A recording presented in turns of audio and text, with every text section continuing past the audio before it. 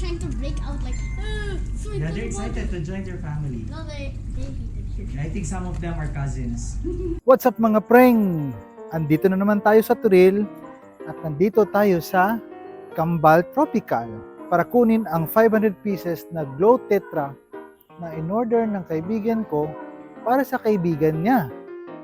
Andito na nga si Anthony at binibilang niya ang mga Glow Tetra. Good size na pala sila mga preng. Sulit na sulit.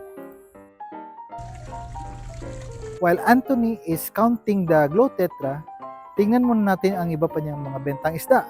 Dito merong Calico Rancho, Calico Rayukin, at Calico Oranda.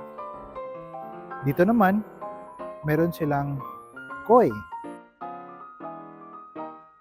At isa pang koi pan na magkatabi lang. At meron din silang red cap, red white Oranda.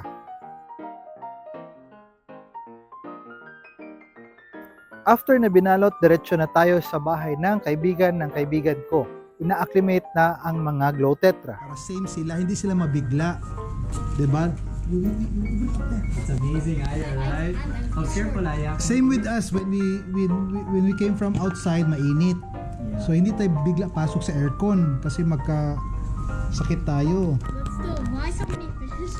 Why they're trying to break out like, Yeah, they're excited to join their family. No, they hate it. I think some of them are cousins.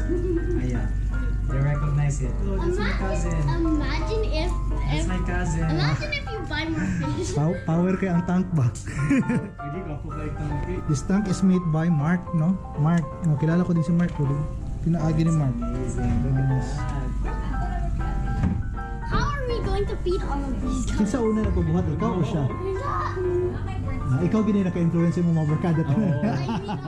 I hope you enjoy the video guys. Follow for more Fins and Tales.